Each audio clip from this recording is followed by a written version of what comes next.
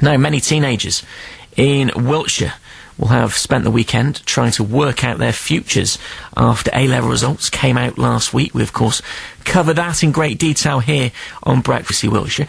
And for some, it could be a trip overseas, perhaps.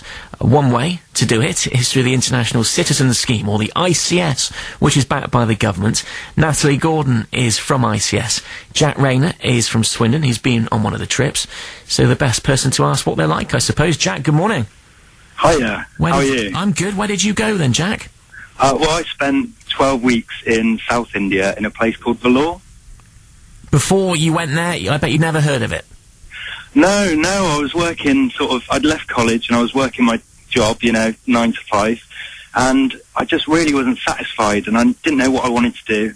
After about 10 minutes on the internet, just looking for volunteering in Swindon, I just came across it and I couldn't believe that opportunities like that existed. What was the experience like then, Jack?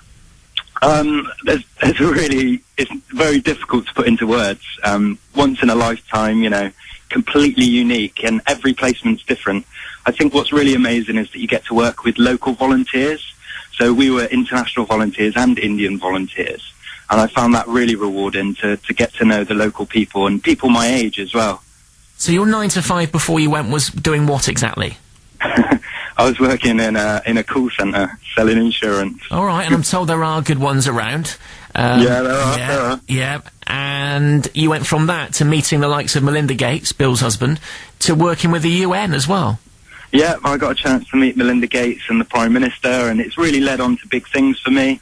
Currently, I'm, volunteering for quite a few organisations and working at the local hospital, and it's just so rewarding. And it's one of the things that's completely changed my outlook on life, changed what I want to do and how I want to make a difference.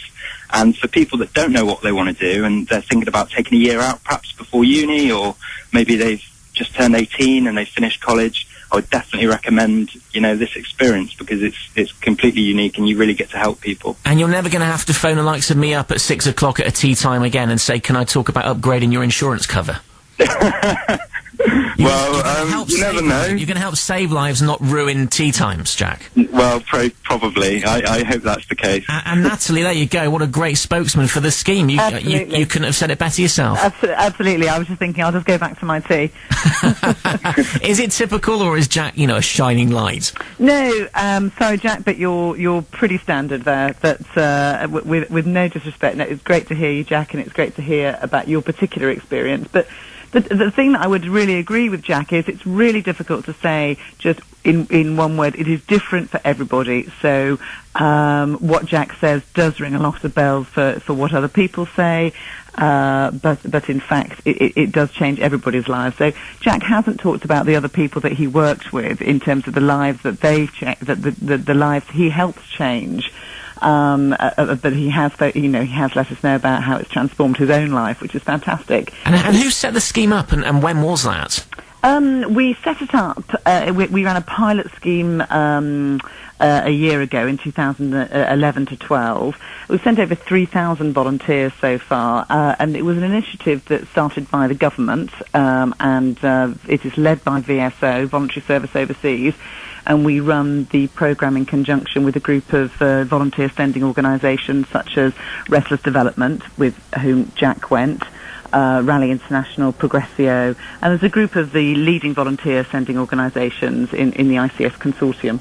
How much does it cost to get on one of these schemes? We've not mentioned the nuts and bolts. No, the nuts and bolts is important because it's a government-funded programme, but we do ask all volunteers to fundraise, to make the effort to fundraise a minimum of £800.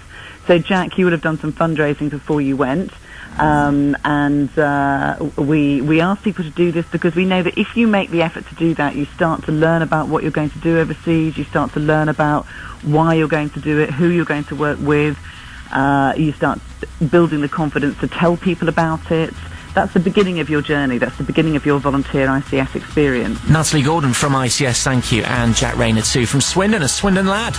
Used to flog you insurance, but now changing lives, he says. Very modestly, he said that anyway. Devizes Road in Swindon is closed due to roadworks. Signs for diversions for you there.